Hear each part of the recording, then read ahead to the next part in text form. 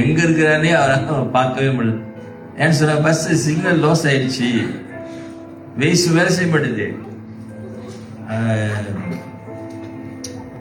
அதனால எங்களால் அவங்க அந்த இடத்துக்கு போக முடியல அப்படின்னா 2 மணி நேரத்துக்கு மேல நினைக்கிறேன் அவங்க அங்கேயே நோண்டு அடிச்சிருக்கிறாங்க.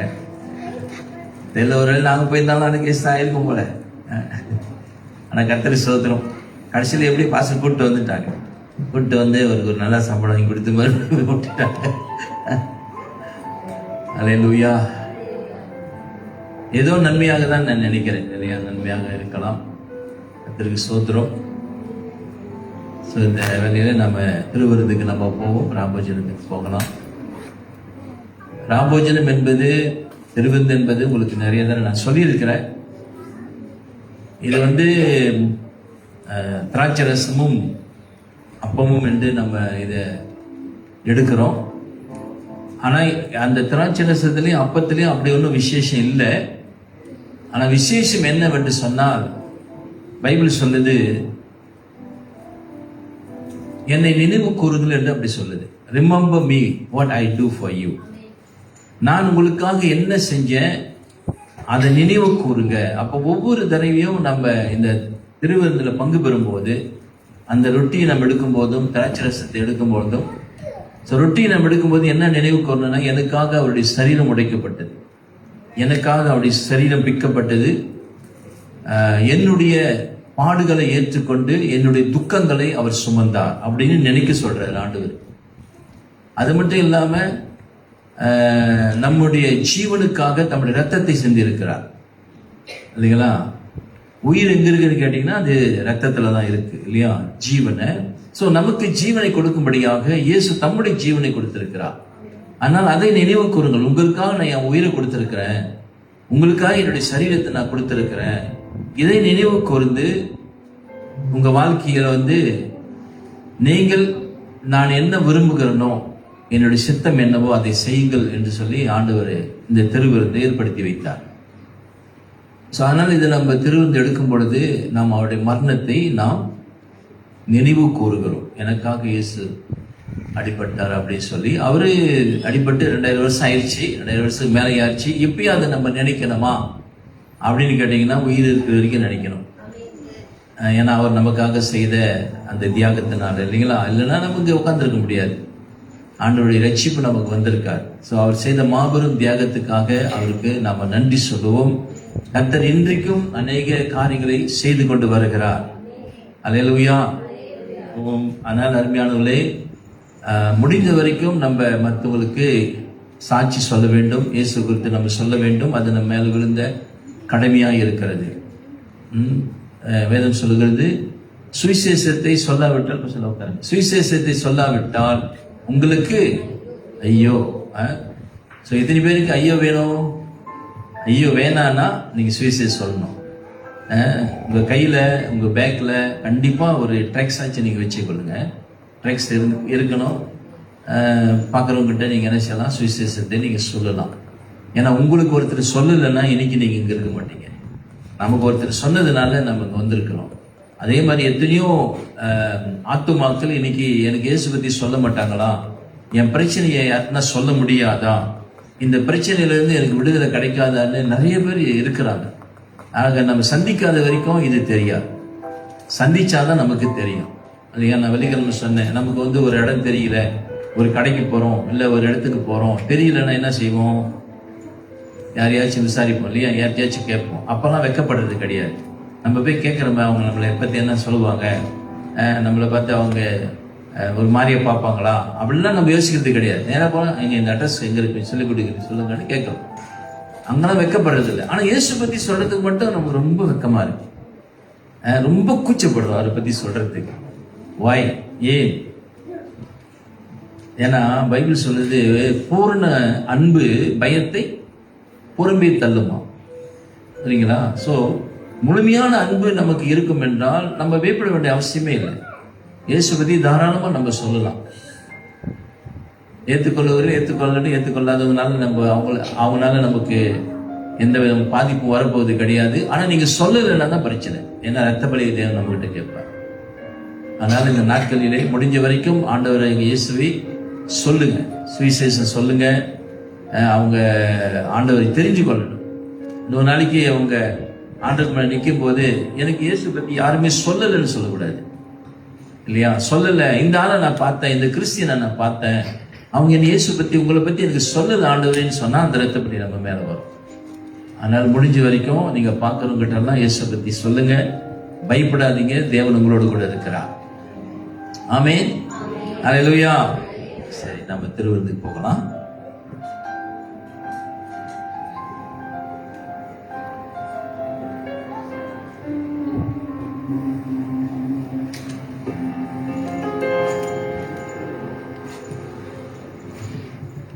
ரத்தம் சிந்துதல் இல்லாமல் பாவ மன்னிப்பில்லை, இயேசு நாமம் சொல்லாமல் மீட்பு இல்லை. ரத்தம் சிந்துதல் இல்லாமல் பாவ மன்னிப்பில்லை, இயேசு நாமம் சொல்லாமல் மீட்பு இல்லை. கூப்பிடு இயேசு இயேசு என்று,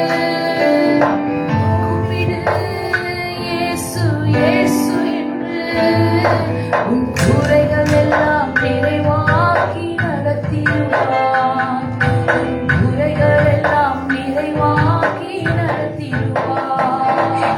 துன்பமா உயரமா கண்ணீர் பட்ட உடல் போன்றதமா, துன்பமா உயரமா அது கண்ணீர் பட்ட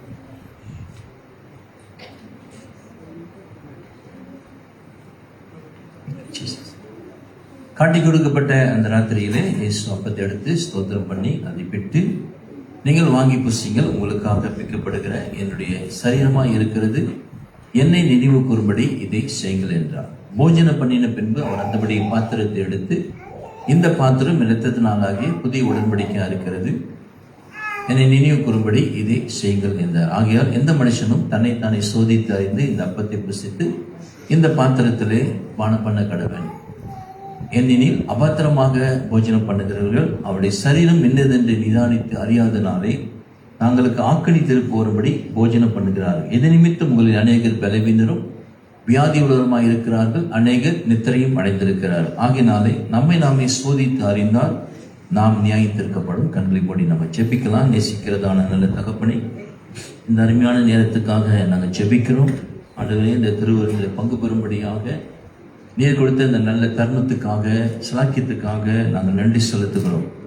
ஆண்டவரே, எங்களுக்காக உம்முடைய சரீரத்தையும் உம்முடைய இரத்தத்தையும் ஆண்டவரே தியாகமாக செய்திருக்கிறீர் ஐயா. நாங்கள் நரகத்துக்கு போகக்கூடாது, நித்திய ஜீவனை பெற்றுக்கொள்ளும்படியாய் எங்களுக்காக நீர் இதை செய்து நாங்கள் இதை நினைவு கூறுகிறோம். ஆண்டவரே, இன்னும் அநேகருக்கு ஆண்டவரே இந்த சுவிசேஷத்தை நற்செய்தியை சொல்லுகிற ஒரு பாத்திரமாக எங்களை மாற்றுவீராக என்று சொல்லி நாங்கள் ஜெபிக்கிறோம். இதில் பங்கு பெறுகிற ஒவ்வொரு பிள்ளைகள் வாழ்க்கையிலையும் சுகம், ஆரோக்கியம், பலன், தெய்வீக சுகம் வருவதாக. ஆண்டவரே, எங்களுடைய பாடுகளை ஏற்றுக்கொண்டு எங்களுடைய துக்கங்களை நீ சுமந்தீர். ஆண்டவரே, எங்களுடைய சரீரத்தில் இருக்கிற அத்தனை வியாதிகளையும் நோய்களையும் நீர் சுமந்தீர். உம்முடைய சரீரத்தில் இருக்கிற சுகம், ஆரோக்கியம், பலன் உம்முடைய பிள்ளைகளில் வருவதாக என்று சொல்லி இந்த கால வேளையிலே எங்களை உங்களுடைய சமூகத்திலே ஒப்புக் கொடுக்கிறோம். ஆசீர்வதிப்பீராக. காட்டி கொடுக்கப்பட்ட ராத்திரியிலே ஏசு அப்பத்தை எடுத்து ஸ்தோத்திரம் பண்ணி அதை பெற்று வாங்கி புசிங்கள். உங்களுக்காக பிக்கப்படும் என்னுடைய சரீரம். நான் எதுக்காக இதை செய்தேன் என்பதை நினைவு கூர்ந்து இதை செய்யுங்கள் என்றார். ஆண்டவரே, இது எங்களுடைய கருத்தில் இருக்கிற இந்த அப்பம் உங்களுடைய சரீரம் என்று நீங்கள் சொன்னீங்க. எங்களுக்காக பிக்கப்பட்ட, உடைக்கப்பட்ட, நொறுக்கப்பட்ட சரீரம். எங்களுக்காக இதை நீ செய்தீர் என்பதை இந்த வேளையிலே நாங்கள் நினைவு கூறுகிறோம். ஒன்றாய் சேர்ந்து இதை நாம் சிப்பமாக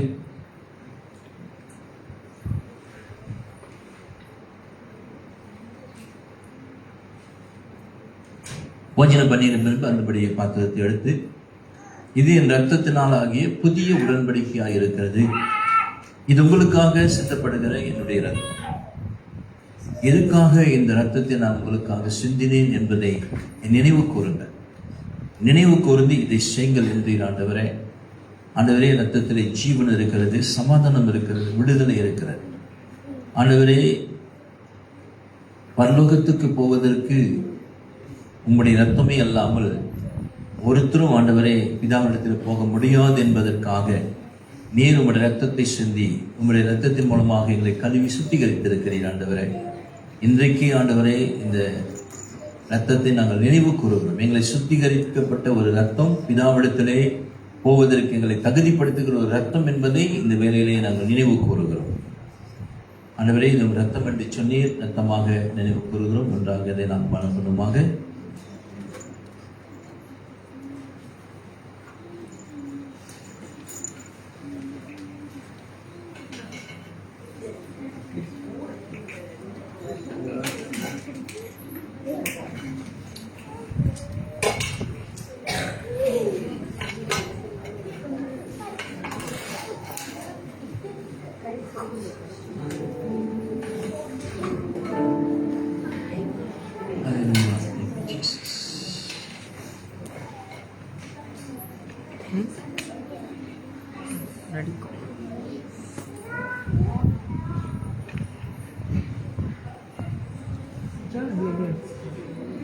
அமர்ந்து கொள்ளுங்கள்.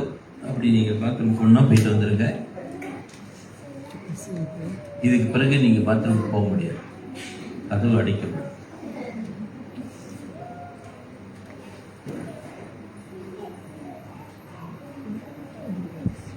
எத்தனை பேர் நம்புறீங்க இன்னைக்கு ஆண்டவர் நம்மோடு கூட பேசுவார்? அல்லேலூயா. பக்கத்துல இருந்து பார்த்து சொல்லுங்க, கர்த்தர் இன்னைக்கு நமக்கு புதிய வெளிப்பாடுகளை தருவார். ஆமென். So what you believe, it will get it. Bible சொல்லுது, நீங்கள் விசுவாசித்தால் உங்களுக்கு கொடுக்கப்படும். ஆமென்.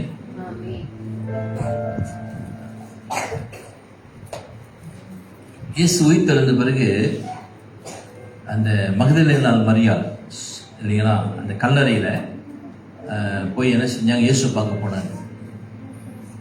அப்போ இயேசு அவங்களால கண்டுபிடிக்க முடியல. திடீர்னு இயேசு அங்கே தரிசனமாகி மரியாளுக்கு தன்னை காண்பித்தார். அப்போ இவங்க என்ன பண்ணாங்க, மகதலேனா மரியாள் போய் இயேசுவை தொட போனாங்க பாருங்க. அப்போ இயேசு ஒரு வார்த்தை சொன்னார். என்ன சொன்னார்? எதுவுமே ஞாபகம் இருக்கு, என்னை, அவ்வளவுதானா,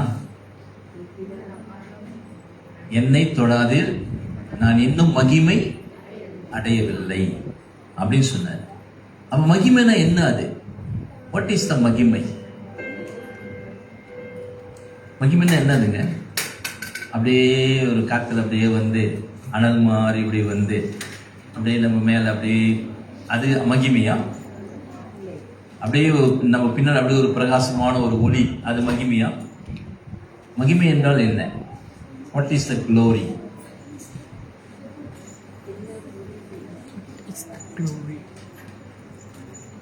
ஸோ மகிமை என்றால் என்னவென்றால் மகிமைதான். மகிமை என்றால் மகிமைதான். Nobody can explain what is the glory. மகிமை என்றால் மரணம். மகிமை என்றால் மரணம். மகிமை என்றால் பாடுகள். சரிங்களா? ஸோ இப்போ சொன்ன நான் இன்னும் மகிமை அடையலை அப்படின்னு சொல்றாரு. ஆனால் இது மரித்து உயிர் தெரிந்த பிறகு சொல்றாரு. ஆனால் உயிரோடு இருக்கும்போது மார்த்தாள் மரியாள் இல்லையா? அப்போ மார்த்தாள் எடுத்து சொல்றாரு, நீ விசுவாசித்தால் தேவனுடைய மகிமையை காண்பாய். அது என்ன மகிமை? What kind of glory is that? So அங்கதான் நம்ம என்ன பார்க்கறோம்னா, மரணத்தை பார்க்கலாம், பாடுகளை நாம் பார்க்கலாம் இல்லைங்களா? ஆனால் அருமையானவர்களே, இயேசு அவர் மரித்தார் நமக்காக. அவர் தம்முடைய ஜீவனை நமக்கு கொடுத்திருக்கிறார். That is a glory. அது மட்டும் இல்லை, நமக்காக அவர் பாடுகளை சகித்திருக்கிறார், பாடுகளை ஏற்றுக்கொண்டிருக்கிறார். That is the glory. அதனால நம்ம இன்னைக்கு பாடுபட்டுமா, அது என்ன அப்படின்னா நம்ம மகிமை எடுத்துக்கொள்கிறோம் என்ற அர்த்தம். புரியுதுங்களா? சொல்லுவாங்க, நான் பட்ட பாடு இருக்குதுங்களே, நான் பட்ட பாடு இருக்க. என்ன பாடு? இயேசுப்பட்ட பாடுகளுடைய மோசமான பாடுபட்டிருக்கோம் இல்லைங்களா? ஏதோ ஒரு தரைக்கு இப்ப பவுல் கூட பாத்தீங்கன்னா ஒரே ஒரு இடத்துல தான் சொல்றாரு, அவருடைய பாடு குறித்து ஒரே ஒரு இடத்துல தான் சொல்றாரு. 14 நிருபங்களை எழுதின பவுல் ஒரே ஒரு இடத்துல தான் சொல்றாரு, நான் இத்தனை முறை அடிக்கப்பட்டேன், என்னை இவ்வளவு நான் பாடுகள் கடந்து போனேன்னு ஒரே ஒரு இடத்துல தான் சொல்றாரு. மற்ற இடத்துல எதுவுமே சொல்லலை அவரு. அந்த ஒரு முறை கூட அவர் ஒரு காரணத்தோடு தான் சொல்லியிருக்காரு தவிர காரணம் எல்லாமே சொல்லல. ஆனா இன்னைக்கு இருக்கிற ஊழியக்காரங்க, இன்னைக்கு இருக்க கர்த்தருடைய பிள்ளைங்கன்னா பாடுகளப்பட்ட, பாடு சகிச்ச, அது இது அப்படின்லாம் நிறைய என்ன பண்றாங்க, தங்களை குறிச்சு மேன்மைப்படுத்தி கொண்டிருக்கிறார். அப்படின்லாம் செய்யும் போது அது என்ன ஆகுதுன்னா, you are stealing the glory of God. தேவனுடைய மகிமையை இவர்கள் எடுத்துக் கொள்கிறார்கள். அவர் சொன்னாரு, என்னுடைய மகிமையை நானு யாருக்கும் கொடையே நின்னாரு. I will never give my glory to any one. அப்படின்னா அந்த சார், என்னை போல உன்னால மறிக்க முடியாது, என்னை போல பாடுகளை உங்களால சகிக்கலாம் முடியாது. It is my glory. You cannot bear, you cannot die for me. அதெல்லாம் முடியாதுப்பா, அதனால அதை நீ எடுக்காத அப்படின்னு ஆண்டு சொல்ற இல்லைங்களா? ஸோ அதனால நம்ம மகிமை, அப்ப மாத்தாடு சொல்லும்போது, நீ விசுவாசித்தா தேவனுடைய மகிமையை காண்பாய். ஒரு நாள் நான் மதிப்பேன், அதை பார்ப்பேன். ஒரு நாள் நான் உயிர் தெழுவேன், அதை பார்ப்பேன்.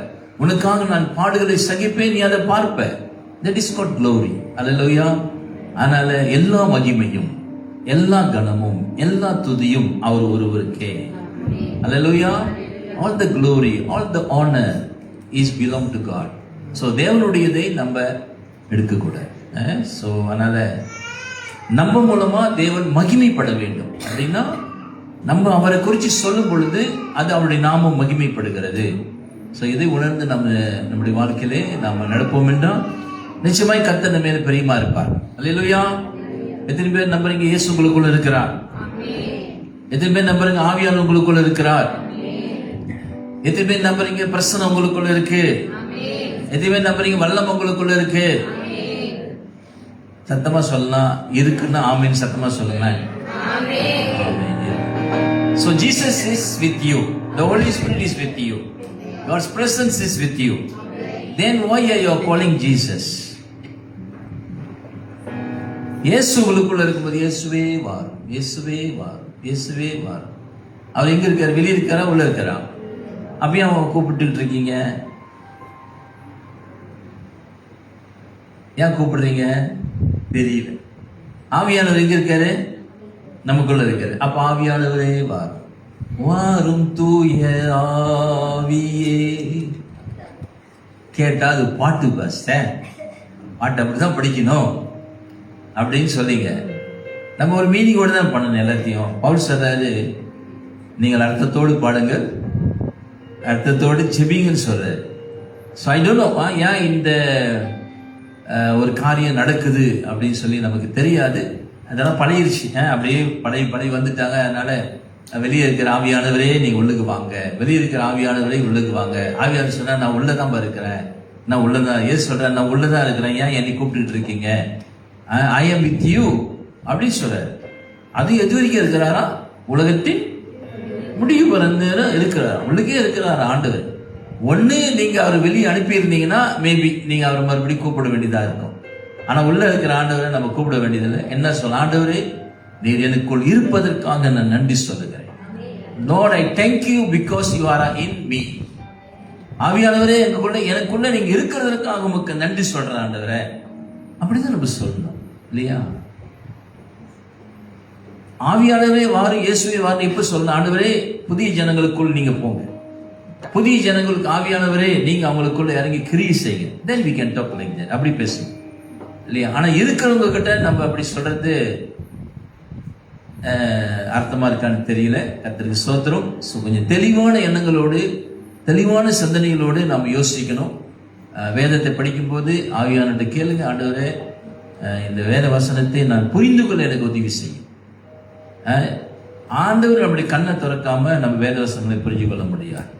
ஏன்னா அவைகள் எல்லாம் தேவ ஆவியினாலே எழுதப்பட்டிருக்கிறது இல்லைங்களா? ஆவியானவர் தான் அதை சொல்லிக் கொடுக்கணும். ஆவியானவர் தான் இங்குள்ள வசனத்தையும் சேர்த்து சொல்லுவார். பைபிள் சொல்லுது, இதில் ஒன்றும் ஜோடி இல்லாமல் இராது, அவைகளை ஆவியானவர் சேர்ப்பார்.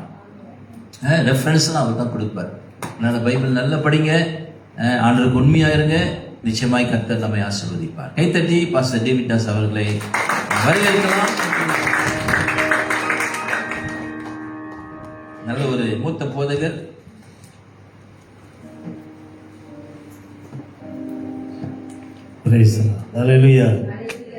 எத்தனை பேர் சந்தோஷமா இருக்கிறீங்க? ரகசிய வரிகள் வந்துருச்சான்னு தெரியல, எனக்கு சந்தேகமா இருக்கு. உட்கார்ந்து இருக்கும்போது நிறைய இருந்த மாதிரி தெரியுது. இல்லை என் கண்ணுக்கு அப்படி தெரியுச்சா என்னன்னு தெரியல. இப்போ பார்த்தா பாதி பேர் தான் இருக்கிற மாதிரி தெரியுது. அதுவும் எப்படின்னு தெரியல. கர்த்தருடைய வார்த்தை வரும் பொழுது அது அந்த வார்த்தை எப்படி சொல்லுமா, அதை ஏற்றுக்கொள்ளணும். ஒத்தராகன்னு சொல்ல மாட்டேங்க. கர்த்தருடைய வார்த்தை வரும் பொழுது அந்த வார்த்தையை ஏற்றுக்கொள்ளணும். யார் இருந்தால் ஏற்றுக்கொள்வார்? பரிசுத்த ஆவியானவர். கர்த்தருடைய வார்த்தை நமக்குள் இருந்தால் அவர் அப்படியே ஆமீன் என்று அவர் அங்கீகரிப்பார். நான் ஐயா பார்த்து ஆஃபீஸில் உட்காந்து பேச தொடங்கும் போது ஒரு சில காரியங்கள் பேசிக்கிட்டு இருந்தாரு. அதில் பேசும்போது ஒரு வார்த்தை வந்தது. வயசில் என் உள்ளத்தில் ரொம்ப சந்தோஷப்பட்டேன். இன்னைக்கு பேச போகிற பிரசங்கத்தினுடைய வார்த்தை போதல் மூலம் பேசுகிறத ஆம் என்று நான் ஏற்றுக்கொண்டு அவர்கிட்ட சொன்னேன். ஃபஸ்ட்டு வயசுல அறுவடை. எத்தனை பேர் அறுவடை செய்ய ஆசையாக இருக்கிறீங்க? என்ன யார் எதுவும் விதைக்கலையா? விதைச்சிங்கன்னா அறுவடை நிச்சயம். பக்கத்தில் கேளுங்க, நீ என்ன விதைச்சிருக்கிற? கேளுங்க பக்கத்தில், என்ன விதைச்சிருக்கிற, என்ன விதைச்சிக்கிட்டு இருக்கிற, இனி என்ன விதைக்க போற? இதெல்லாம் அறுவடை ஆசீர்வாதத்தை நீ பெற போற. அல்லேலூயா. சரி, வேதத்திலிருந்து ஒரு வார்த்தை வசனத்தை வாசிப்போம். ஆதியாகமம் 26ஆம் அதிகாரம் 12வது வசனம். ஈசாக்கு அந்த தேசத்திலே விதை விதைத்தான், அந்த வருஷத்திலே கர்த்தர் 100 மடங்கு அவனை ஆசீர்வதித்தார். கண்களை மூடி அந்த வார்த்தை வசனத்தை விசுவாசித்து, ஈசாக்கு அந்த தேசத்திலே, நீங்கள் உங்களுடைய பெயரை சொல்லி, நான் இந்த தேசத்திலே விதைத்ததே இந்த ஆண்டு இறுதிக்குள் 100 மடங்கு ஆசீர்வாதத்தை பெறப்போகிறேன், அறுக்கப் போகிறேன், பெற்றுக்கொள்ளப் போகிறேன் என்று கண்களை மூடி நீங்கள் விசுவாசித்தால் நிச்சயமாய் இப்பொழுது கேட்டபடி மகிமையை பார்ப்பீங்க, மகிமையை காண்பீங்க என்ற வேதம் சொல்கிறது. ரோமர் 8:30, எவர்களை முன்குறித்தாரோ அவர்களை அழைத்தும் இருக்கிறார், எவர்களை அழைத்தாரோ அவர்களை நீதிமானாய் மாற்றி மகிமைப்படுத்தி கனப்படுத்தி வைத்திருக்கிறார். அந்த மகிமையை நீ காண வேண்டும் என்றால், அந்த மகிமையானவரை நீ பார்க்க வேண்டும் என்றால், உன்னுடைய விசுவாசம் கிரியை செய். நீ விசுவாசித்தால் தேவனுடைய மகிமை காண்பாய். அல்லேலூயா சொல்லுமா, நான் விசுவாசிக்கிற ஆண்டவரே, இந்த வார்த்தை கொண்டு ஆவியானவர் என்னோடு பேசும்படி, எனக்கு பேசும்படி, என் குடும்பத்திற்கு, என் திருச்சபைக்கு பேச வேண்டும் என்று சொல்லி விசுவாசத்தோடு அந்த வசனத்தை நான் ஏற்றுக்கொள்ள சொல்லி கண்களை மூடி நாம் ஆண்டவரை நோக்கி பார்ப்போம். வானத்திற்கும் பூமிக்கும் சகல அதிகாரம் படைத்த எங்கள் அன்பின் பரலோக பிதாவே, இந்த அருமையான ஆராதனை வேலைக்கு நன்றி செலுத்துறப்பா. ஆராதனை ஜெபம் ஆரம்பத்திலிருந்து பாடி ஆராதித்து பிள்ளைகள் ஜீவனுள்ள சாட்சிகளை சொல்லி உமக்கென்று தங்கள் பிரயாசத்திலிருந்து காணிக்கை தசம்பாகத்தை படைத்து உம்முடைய இரத்தத்தை மாமிசத்தை விசுவாசத்தோடு நினைவு கூறும்படி புசித்து இப்பொழுது வார்த்தைக்கு நேராக வந்திருக்கிறோம்ப்பா. உம்முடைய வார்த்தை எங்களோடு என்னோடு இடைபடும்படியாய் செபிக்கிறோம். வேதம் சொல்லி சகல பிரசாபத்தை பார்க்கிறோம், நீர் உம்முடைய வார்த்தையை மகிமைப்படுத்தி வைத்திருக்கிறேன். அந்த மகிமையுள்ள வார்த்தை, ஜீவனுள்ள வார்த்தை, உயிர்ப்பிக்கிற வார்த்தை, மாமிசத்தில் வெளிப்பட்ட வார்த்தை, எங்களுக்காக அடிக்கப்பட்ட அந்த வார்த்தை, எங்களுக்காக ரத்தம் சிந்தின வார்த்தை, எங்களுக்காக மரித்து உயிர்த்தெழுந்த வார்த்தை, எங்களுக்காய் பரிந்து பேசிக் கொண்டிருக்கிற வார்த்தை, ஆதியிலே இருந்த வார்த்தை, அது தேவனோடு இருந்த வார்த்தை, அந்த வார்த்தை தேவனாய் இருந்த வார்த்தை இப்பொழுது எங்களோடு இடைபடும்படி உடைய சமூகத்தை நோக்கி பார்க்கிறப்பா. அடியனை மூடி மறைத்துக் கொள்ளுங்க. உடைய வார்த்தை கடந்து வருவதாக. வார்த்தையினால் பேசுகிற தேவன், வார்த்தையினால் தேற்றுகிற தேவன். 100க்கு அதிபதி சொல்லுகிற ஒரு வார்த்தை சொல்லும் போதும் என்றது போல உடைய வார்த்தை கடந்து வரட்டுப்பா. பலப்படுத்துங்க. இயேசு கிறிஸ்துவின் நாமத்தில் ஜெபிக்கிறோம் ஜீவனுள்ள பிதாவே, ஆமென். எல்லா பலத்த கரங்களை தட்டி தேவனுடைய வார்த்தைக்காக, கர்த்தருடைய நாமத்திற்காக, அவர் நம்மத்திலே உலாவிக் கொண்டிருக்கிற தேவன், அசைவாடி கொண்டிருக்கிற தேவன், நமக்குள்ளே இருக்கிற தேவன், நம்மோடு இருக்கிற தேவன், உன் வலதுகரத்தை பிடித்திருக்கிற தேவன், உலகத்தின் முடிவு வரையும் சகல நாட்களே நான் உன்னோடு இருக்கின்ற அவர் வாக்குத்தத்தம் பண்ணினவர். அவர் ஒருபோது விலக மாட்டார். நம்ம தான் அப்பப்ப விலகி விலகி ஓடும். விலகி விலகி ஓடுனாலும் அவர் விடாம பின்னாடி வந்து வந்து வந்து நம்ம கரம் பிடிச்சு நடத்துற. நீ போக வேண்டிய பாதை இது, நீ நடக்க வேண்டிய பாதை இது, நீ ஆராதிக்க வேண்டிய விதம் இது. கர்த்தர் நமக்கு ஆலோசனை கொடுக்கிற தேவன். சங்கீதம் 32:8 சொல்லப்பட்டவனுமாய் நான் உனக்கு போதித்து நீ நடக்க வேண்டிய உனக்கு காட்டுவேன், உன்மேல் என் கண்ணை வைத்து உனக்கு ஆலோசனை சொல்லுவேன் என்று சொல்லி இன்னைக்கு கர்த்தருடைய ஆலோசனை, கர்த்தருடைய வார்த்தை நமக்கு நிறைய கடந்து வருகிறபடினால் அதை விசுவாசத்தோடு ஏற்றுக்கொள்ள வேண்டும். சரி, ஆதியாகமத்தில் வாசித்தோம், ஈசாக்கு அந்த தேசத்திலே விதை விதைத்தான். அந்த தேசம் எப்படிப்பட்ட தேசம், அது எப்படி இருந்தது, எந்த சூழ்நிலை இருந்தது என்று சொல்லி அந்த 26ஆம் அதிகாரம் 1ஆம் வசனத்தை வாசிக்கும் பொழுது, ஆபிரகாமுக்கு பின்பு ஒரு கொடிய பஞ்சம் உண்டாயிற்று. மழை இல்லை, பஞ்சம், வறட்சி, இப்படிப்பட்ட சூழ்நிலை, இப்படிப்பட்ட நேரத்தில் ஆனால் ஈசாக்கு கர்த்தரை நம்பி, ஆண்டவரை நம்பி, என் தகப்பனை ஆசீர்வதித்த தேவன் அவரை நம்பி என்று சொல்லி அந்த தேசத்திலே மழை இல்லை, தண்ணி இல்லை, எல்லாரும் பஞ்சத்தில் இருக்கிறாங்க. ஆனா ஈசாக்கு விதை விதைக்கிறார். அல்லேலூயா சொல்லுங்க. இன்னைக்கு விதை என்பது கர்த்தருடைய வார்த்தை, கர்த்தருடைய வசனம். அவருடைய நாமத்தில் நீங்க விசுவாசத்தை எதெல்லாம் சொல்லி சொல்லி சொல்லி நீங்க விதைக்கிறீங்களோ அதெல்லாம் உங்களுக்கு அறுவடையாக வரும். சமாதானத்தை சொல்லி சொல்லி விதைத்தீங்கன்னா சமாதானம் வீட்டுக்குள்ள தங்கும். ஆசீர்வாதத்தை சொல்லி சொல்லி விதைத்தீங்கன்னா ஆசீர்வாதம் வீட்டுல தங்கும். சுகத்தை சொல்லி சொல்லி சுகத்தை விதைத்தீங்கன்னா உனக்கு சுகத்தை கர்த்தர் கட்டளிடுகிற தேவன். அல்லேலூயா சொல்லுமா. அப்ப ஈசாக்கு அந்த தேசத்திலே விதை விதைக்கும் பொழுது கர்த்தர் அவன் விசுவாசத்தை பார்த்தார். மழை இல்லை, தண்ணி இல்லை, கொடிய பஞ்சம், இவைகள் மத்தியிலே விசுவாசத்தோடு என்னை நம்பி விதைத்திருக்கிறார் என்று கர்த்தர் அறிந்து அவனுடைய நிலத்தை கர்த்தர் ஆசீர்வதித்து 100 மடங்கு ஆசீர்வாதம். அதே அதிகாரத்தை நீங்கள் தொடர்ந்து வாசிக்கும் போது ஆபிரகாம் தோண்டின துறவை அவன் மீண்டும் புதுப்பிக்கும் பொழுது சிலர் வந்து அது எங்களுக்குரியது என்று சொல்லி போராடி அதை எடுத்து போட்டார்கள், சிலர் அடைத்து போட்டார்கள். அப்பொழுதும் பொறுமையாக இருந்தார். கர்த்தர் என்னை ஆஸ்வதிப்பார், கர்த்தர் எனக்கு சொன்ன வாக்கு தத்தத்தை நிறைவேற்றுவார் என்று சொல்லி ஈசாக்கு காத்திருந்தார். 3வது துறவை தோண்டும் பொழுதுதான் அங்கு ஒரு சமாதான உடன்படிக்கை பண்ணுகிறார்கள். அதற்குத்தான் ரெகபோத் என்று வைத்தார்கள். அல்ல சொல்லுமா.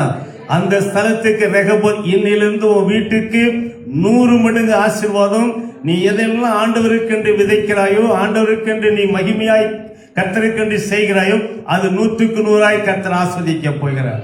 இரண்டாவது, உன்னுடைய வாழ்க்கையிலே, உன் குடும்பத்திலே, உன் பிள்ளைகள் மத்தியிலே, உன் திருச்சபையிலே கர்த்தர் ரெகோபோத்தை உண்டாக்குகிறார். ரெகோபோத் என்றால் சமாதானத்தின் உடன்படிக்கை. இதுவரை யாரெல்லாம் உன்கிட்ட போராடினாங்களோ, யாரெல்லாம் உங்ககிட்ட சண்டை போட்டாங்களோ, அவங்க எல்லாம் உன்கிட்ட சமாதானம் ஆகும். பக்கத்துல போக சொல்லு, இன்னிலிருந்து உனக்கு சமாதானம் உண்டாகும். என்ன நீங்க கையை கொடுத்து பார்த்த சண்டைக்கார மாதிரி பாக்குறீங்க? நல்ல சந்தோஷமா சொல்ல, ஒன்னி சமாதானம் உண்டாகும். தம்பி வாலிப பிள்ளைகளை சாத்ராக் மேச ஹாபேத் மாதிரி உட்கார்ந்துருக்க 3 பேர் நல்ல கலக்கிற ஆராதனை வீரர். அல்ல சொல்லுமா, உனக்கு சந்தோஷம் உண்டாகும், உனக்கு ஆசீர்வாதம் உண்டாகும், உனக்கு மேன்மை உண்டாகும். இதெல்லாம் விசுவாச வார்த்தையில விதைக்கிறோம். நம்மளா ரட்சிக்கப்படுறதுக்கு முன்னாடி அந்நிய வழியில நடந்தோம், கர்த்தருடைய வார்த்தையை கேட்டோம், அதை ஏற்றுக்கொண்டோம், விசுவாசித்தோம். இன்னைக்கு ஜீவனுள்ள தேவன் யார் என்பதை அறிந்து தைரியமாக நம்ம ஆராதிக்கிறோம்.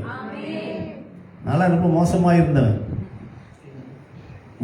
என்னை பார்த்தா அவ்வளவு சீக்கிரம் இடம் போட்டுறாதீங்க. நெட்டைன்னு நம்பலான குட்டை என்னை மாதிரி நம்பக்கூடாது, கல்லனை நம்பலாம், குள்ளனை நம்பக்கூடாது. ஆனா அந்த கட்டையினும் குட்டையினும் கல்லனையும் யார் நம்பினாங்களோ இல்லையோ, என் தேவன் என்னை நம்பி, அந்த தேவன் என்னை நம்பி என்னை அழைத்து ரட்சிப்பை கொடுத்து, பாஸ்டர் சொன்னது போல யாரை பார்த்தாலும் ஆண்டுடைய வார்த்தை குறித்து சொல்லணும். அதுதான் முக்கியம்.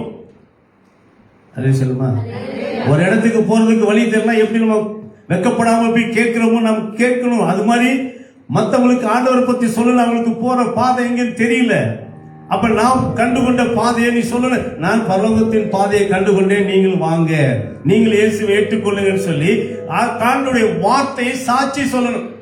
அதுக்கு தான் பரிசுத்த ஆவியானவர் நமக்கு கொடுத்திருக்கிறார். பரிசுத்த ஆவியானவர் எதுக்கு கொடுத்திருக்கிறாரு சொல்லுங்க?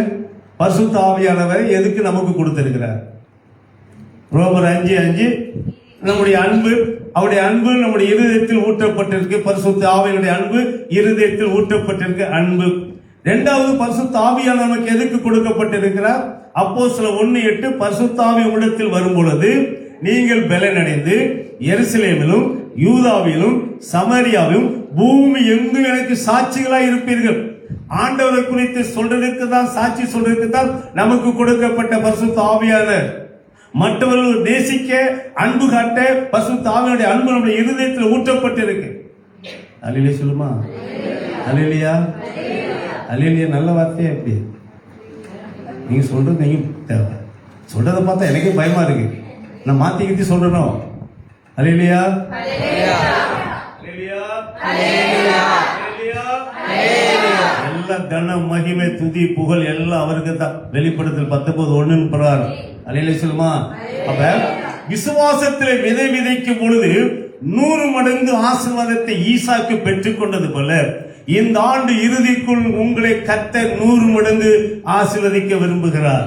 இன்னும் நீங்கள் சற்று மேலே பார்க்க போனால் உபாகமம் 1:11 இப்பொழுது இருக்கிறதை காட்டிலும் 1000 மடங்கு கர்த்தர் பெருக பண்ண போகிறார். நீங்க பார்த்தா என்ன ஒருக்கே வழி இல்லை, 5க்கு வழி இல்லை, 10க்கு வழி இல்லை, 100ன்றீங்க, திடீர்னு பார்த்தா 1000ன்றீங்க. இன்னும் நம்ம மேல போய் பார்த்தா ஆதியாகமம் 24:60 ரெபேக்காவை பார்த்து சொல்றாங்க, என் சகோதரியே நீ கொடாகொடியாய் பெருகுவாயாக. பாதி பேர் அலையில சொல்ல மாட்டேன், அலையில சொல்ற வரைக்கும் நான் விட மாட்டேன். பாஸ்டர் நீ என்னை ஏற்றுக்கொண்டாலும் சரி, உள்ள திறந்து விட்டாலும் சரி, வர சொன்னாலும் சரி, வரக்கூடாதுன்னு சொன்னாலும் சரி, என்ன நல்ல ஆவிக்குரிய தகப்பனுங்க. அலையில சொல்லுமா? 2014 என்னைக்கு நான் சந்தித்து கர்த்தருடைய கிருபையில அன்பின் ஐக்கியம் உருவாச்சு இன்ன வரை 11 ஆண்டு கர்த்தர் பாதுகாத்தார். எத்தனை பேர் அனுப்புவதற்கு, எத்தனை ஏற்றுக்கொள்வதற்கு, எத்தனை சூழ்நிலை மத்தியிலும் அவர்களும் ஏற்றுக்கொண்டார்கள், நீங்களும் சந்தோஷமா ஏற்றுக்கொண்டீங்க. ஊழியக்காரர் நல்ல ஒரு ஆவிக்குரிய தகப்பன், ஆவிக்குரிய விசுவாசி. அப்ப ஆண்டுடைய வார்த்தையை எந்த அளவுக்கு நாம் விசுவாசத்தோடு ஏற்றுக்கொள்கிறோமோ, இது எப்பயும் கேட்ட வசனம் தானே, படிச்ச வசனம் தானே, பார்த்த வசனம் தானே, கேட்ட பிரசங்கம் தானே, அப்படி நம்முடைய இருதயத்தில் நினைச்சோம் என்றால் பிரசங்கிக்கிற ஊழியக்காரர் கண்டுகொள்ள முடியாது. ஆனால் பிரசங்கிக்கப்படுகிற ஆவியானவரை பிரசங்கிக்கிற ஊழியக்காரர் கண்டுகொள்ள முடியும். அல்லேலூயா, அல்லேலூயா. அப்ப நாம் விசுவாசத்திலே விதைக்க வேண்டும். சரி, என்னென்ன விதை விதைக்க வேண்டும், எப்படி விதைக்க வேண்டும், எங்கு விதைக்க வேண்டும் என்பதை ரத்தின சுருக்கமாய் நாம் தியானிக்க போகிறோம். அப்ப ஈசாக்கு அந்த தேசத்திலே விதை விதைத்தான், கர்த்தர் ஆசீர்வதித்தார். இன்னொரு அம்மா விதைத்தாங்க, உடனே ஆசீர்வாதம். ஈசாக்கு அந்த வருஷம் அவ ஆரம்பத்துல விதைச்சானா, நடுவுல விதைச்சானா, 9ஆம் மாசத்துல விதைச்சானா தெரியல. ஆனா விதைத்த அந்த வருஷத்துல 100 மடங்கு. ஆனா இன்னொரு அம்மா விதைத்த 5 நிமிஷத்துல பெரிய அறுவடை. எத்தனை பேருக்கு தெரியும் எந்த அம்மா விதைச்சது, எங்க விதைச்சது, யாருக்கு விதைச்ச, யாருக்கா தெரியுமா? கேளுங்க, பக்கத்துல தெரியுமான்னு கேள்வி. அல்லேலூயா. 1 ராஜாக்கள் 17ஆம் அதிகாரத்தில் வாசிக்கும் போது வாசிக்க வேண்டாம். கர்த்தர் எலியாவுக்கு சொல்லுகிறார், நீ சாரிபாத் என்னும் ஊருக்கு போ, அங்கு ஒரு விதவை இருப்பார், அவளை கொண்டு நான் போஷிப்பேன் என்று சொல்லி கர்த்தர் எலியாவுக்கு சொன்னார். கர்த்தர் எலியா சொன்ன வார்த்தை, எலியா கர்த்தருடைய வார்த்தையை நம்பி எலியா போனார் சாரிபாத் ஊருக்கு போன கரெக்டா அட்ரஸ் நேரா போயிட்டார். அனுப்புற ஆண்டவர் ஏதோ ஒரு பணக்கார வீட்டுக்கு, ஒரு ராஜா வீட்டுக்கு, ஒரு மந்திரி வீட்டுக்கு அனுப்பி இருக்கலாம்ல. இல்ல, அந்த விதவை விசுவாசத்தை கர்த்தர் கனப்படுத்தும்படி பெரிய தீர்க்கதரிசி எலியாவை அனுப்பி அந்த விதவையை கர்த்தர் ஆஸ்வதிக்க இந்த எலியா போய் கேட்கிற, கொஞ்சம் தண்ணி கொடுப்பான்னு சொல்லி அந்த அம்மா போய் தண்ணி போக்குறதுக்கு போறாரு, கொண்டு வர்றதுக்கு. அப்ப அந்த அம்மாவை பார்த்து சொல்றாரு, அம்மா போய் ஒரு ரொட்டி சுட்டு முதல்ல கொண்டு வா. அந்த அம்மா உள்ளதை உள்ளபடி சொன்னார்கள். அல்லேலூயா சொல்லுமா. ஐயா, கொஞ்சம் பிடி மாவு, படியில கொஞ்சம் பிடி மாவு இருக்கு, அதை நானும் என் மகனும் சாப்பிட்டு நாளைக்கு சாக போறோம், அதற்காக 2 குச்சி விறகு நான் பொறுக்கிறேன்னு சொன்னேன். இல்ல நீ முதல் சுட்டு வா. அல்லேலூயா சொல்லுமா. அந்த அம்மா, அந்த ஊழியக்காரி யார் என்னன்னு தெரியல, சொன்ன உடனே போய் சுட்டு கொண்டு வந்து கொடுத்துட்டு உள்ள போய் திரும்பி பாக்குறாங்க. அந்த மாவு சட்டி, அது எவ்வளவு பெரிய சட்டி, எவ்வளவு பெரிய அண்டா எப்படி தெரியாது, ஆனா அது நிரம்பி இருந்தது. சுட்டு கொண்டு வந்து கொடுத்துட்டு போய் பாக்குறாங்க. திரும்பி அதுக்கெல்லாம் ஒரு 5 நிமிஷம் இருக்கு. திரும்பி போய் பார்க்க மாவு நிரம்பி இருந்துச்சு, எண்ணெய் நிரம்பி இருந்துச்சு. நம்மளாம் மாவாட்டி வைப்போம், எல்லாருக்கும் தெரியும், அம்மாமாருக்குலாம் தெரியும். மாவு ஆட்டி வச்சு புளிக்க வச்சாதான் காலையில அந்த மாவு பொங்க. சிலருக்கு கைக்கு என்னதான் ஆட்டி வச்சாலும் அந்த கைக்கு பொங்கவே பொங்க. என் வீட்டுக்காரமா சொல்ல, என்ன நானும் ஆட்டி வைக்கிறேன், மாவு பொங்க மாட்டேங்குது. ஆனா என் மகன் ரூத்து ஆட்டி வச்சு அவர் கைப்பட்டாலே பொங்குது. நான் சொன்னேன், பார்த்தாலே பொங்கும். அல்லேலூயா சொல்லுமா. அப்ப மாவு ஆட்டி வச்சாதான் பொங்கும் புளிச்சு. ஆனா இங்க இருந்த மாவுல சுட்டு கொண்டு வந்து கொடுத்து உள்ள போய் பார்த்தா மாவு அப்படியே பொங்கி இருக்கு. அந்த ஆசீர்வாதம் உனக்கு கர்த்தர் கொடுக்குறார், உன் வீட்டுக்கு கர்த்தர் கொடுக்கிறார். நீ கர்த்தருக்கென்று விதைக்கிறதை, கர்த்தருக்கென்று கொடுக்கிறதை, கர்த்தருக்கென்று வந்து ஆராதிக்கிற பத்தியா, அந்த ஒவ்வொரு செகண்ட், ஒவ்வொரு நொடியும் கர்த்தரனை பாதுகாத்து, என் மகன் என்னை ஆராதிக்க வருகிறார், என்னை தேடி வருகிறார் என்று சொல்லி ஆண்டவர் உனக்கென்று வைத்திருக்கிற ஆசீர்வாதத்தை உன் வீட்டுல நிரம்பும், உன் வீட்டுல தங்கும், உன் பிசினஸ்ல தங்கும், உன் ஊழியத்துல நிரம்பும். அல்லேலூயா சொல்லுமா. அப்ப கொண்டு வந்து கொடுத்துட்டு பார்த்தா அடுத்து எண்ணெய் பொங்கி இருக்குங்க, மாவும் பொங்கி இருக்கு, எண்ணெயும் பொங்கி இருக்கு. அந்த அம்மா பஞ்சம் தீர வரையும் இல்ல, அந்த அம்மா சாகர வரையும் சாப்பிட்டு திருப்தி ஆகி மற்றவர்களுக்கும் கொடுத்து அந்த அம்மாவும் அந்த மகனும் பாதுகாக்கப்பட்டார்கள். கர்த்தருடைய ஊழியக்காரருடைய வார்த்தை விசுவாசத்தை அவர்கள் விதைத்ததனால் உடனுக்குடனே ஆசீர்வாதம். அல்லேலூயா சொல்லுமா. அப்ப ஆண்டவருடைய நாமம் மகிமைப்படும்படி ஆண்டவருக்கு வந்து பாடுகிறது, ஆராதிப்பது, சபையை பார்ப்பது, சபையை விசாரிப்பது, இதெல்லாம் நீங்கள் படுகிற பிரயாசம், இதெல்லாம் ஆண்டவருக்கென்று விதைக்கிறீர்கள். எபிரேயர் 6:10 வாசிக்கும் பொழுது, உங்கள் அன்பின் பிரயாசத்தை அவர் மறந்து விடுவதற்கு அநீதியுள்ள தேவன் அல்ல. நீ ஒரு நிமிஷமாவது யாருக்கா ஜெபிக்கிற பத்தியா, அதை கூட கர்த்தர் உன் கணக்குல தான் வச்சிருப்பார். நீ யாருக்கா ஒருத்தருக்காக நீ இறக்கப்பட்டு ஒரு சொட்டு கண்ணீர் விடுற பத்தியா, அந்த கண்ணீரை அவர் துருத்தியில வச்சிருப்பார். நீ ஆண்டோடைய நாமம் மகிமைப்படும்படி சுவிசேஷம் சொல்ல நீ கடந்து போற பத்தியா, அந்த ஒவ்வொரு ஸ்டெப்பை அலைச்சலே அவர் எண்ணி வைத்திருக்கிறார். நல்ல சாட்சி, 3 பேர் நல்ல சாட்சி சொன்னாங்க, எப்படி கர்த்தர் அவர்களை பாதுகாத்தார், எப்படி நடத்தினார். இன்னைக்கு கர்த்தர் எனக்கு ஒரு பெரிய அற்புதத்தை செஞ்சார். அல்லேலூயா சொல்லுமா. கையில இருந்து வந்த உடனே இறங்கினேன், புச்சம் பிரிமால இறங்கிட்டு ஏபிசிக்கு போலான்னு சொல்லி அந்த சைடு இறங்கி படிக்க லிப்ட் வேலை செய்யல, அந்த ஸ்டெப் வழியா இறங்கிட்டு அந்த ட்ராலி தள்ளிட்டு போற இடத்துல கரெக்டா நடந்து போனேன். சரியா கீழே போன டபக்கு கால் சிலிப்பாயிடுச்சு, ஷூ சிலிப்பாய் அப்படியே விழுந்தேன். நல்ல வேலை மண்டை அடிப்படல, நல்ல வேலை இருப்பு அடிப்படல, பேக்கு விழுந்துச்சு, நானும் விழுந்துட்டேன். அந்த பக்கம் யாரும் போகல, யாரும் வரல. 5 நிமிஷம் அப்படியே இருந்துட்டு அப்புறம் மெதுவா இருந்துச்சு, காலை கையை அசைச்சு பார்த்தேன். அல்ல செல்வா. ஏன்னா ஏற்கனவே 2 தடவை விழுந்து ஃபைனல் கார்டு ஆபரேஷன் பண்ணவே எனக்கு தெரியும் இந்த வலி என்னன்னு. அப்ப விழுந்து எந்திரிச்சோம், ஆண்டவரே உங்களுக்கு நன்றி ஆண்டவரே, என் பாதம் தடுக்கினாலும் தேவதூர் கொண்டு என்னை பாதுகாத்தீங்களே, ஆசீர்வதித்தீங்களே, உண்மைத்தானே ஆராதிக்க போறேன், என்னை பாதுகாத்து அற்புதமாக நடத்துன்னு சொல்லி அந்த நிமிஷமே ஆண்டவருக்கு நன்றி சொல்லி உங்களை ஒவ்வொருவரையும் கர்த்தர் பாதுகாக்கிறார். உனக்கு தெரியாமலே எத்தனை விபத்துகள் வருகிறது, ஆக்சிடென்ட் வருகிறது, பிசாசு மோத வருகிறார். ஆனா கர்த்தர் நின்று தேவதூதரை கொண்டு உன்னை பாதுகாக்கிறார். நாகும் 2ஆம் அதிகாரம் 1ஆம் வசனத்தில் வாசிக்கும்போது உங்களை சிதறடிக்கிறவன் உங்களுக்கு முகத்துக்கு முன்பாக சீறி பாய்ந்து வருகிறார், ஆனா கர்த்தர் பாதுகாக்கிறார். என் பாதம் கல் இல்லாதபடி சங்கீதம் 91 சொல்லப்பட்டவனும் தேவதூதர்கள் வந்து தாங்கினாங்க, பாதுகாத்தாங்க. சந்தோஷமா போயிட்டு சந்தோஷமா வந்து கர்த்தருடைய வார்த்தை பிரசங்கிக்க கர்த்தர் கிருபை செய்தார். விசுவாசத்திலே விதைக்க விதைக்க அந்த விசுவாசத்தை கர்த்தர் கனப்படுத்துகிற தேவன். அல்லேலூயா சொல்லுமா. யாரை கொண்டு கர்த்தர் அற்புதம் செய்வார், அடையாளம் சொல்லுவார், சொல்லுங்க பாப்போம். யாரை கொண்டு அற்புத அடையாளம் நடக்கும் சொல்லுங்க. அதான் விசுதான் சொல்லுங்க. பக்கத்துல பார்த்து விசுவாசத்தை கொண்டு உன்னை கொண்டு அவர் அற்புதம் அடையாளம் செய்வார். எந்த அளவுக்கு உனக்கு விசுவாசம் இருக்கு அந்த அளவுக்கு உன்னை கொண்டுதான் அற்புதம் அடையாளம் நடக்கும். இதுக்குன்னு ஒரு பெரிய அபிஷேகம் பெற்ற பெரிய தீர்க்கதரிசி பெரிய ஊழியக்காரர் வரணும்னு சொல்லி பேர் எழுதப்படவில்லை வேதத்தில். விசுவாசிகளால் நடக்கும் அடையாளங்கள் யாவன மார்க் 16 வாசித்தால், விசுவாசிகளால் நடக்கும் அடையாளம் சர்ப்பங்களை எடுப்பார்கள், தேளிகளை மிதிப்பார்கள், சாவுக்கு ஏதுவான யாதொன்றை குடித்தாலோ அது அவர்களை சேதப்படுத்தாது. அல்ல சொல்லுமா, நீ விசுவாசித்தா உன்னை கொண்டு செய்வார். நீ சும்மா கை நீட்டி ஜெபம் பண்ண, உன்னை கொண்டு கர்த்தர் செய்வார். இதுவரை செஞ்சுக்கிட்ட ஒரு சிலத்துல உனக்கே தெரியல, நீ ஜெபம் பண்ணிருப்ப, யாருக்கா வியாதிஸ்தருக்கு அவன் சுகமா இருப்பாங்க, ஆனா உனக்கு தெரியாது.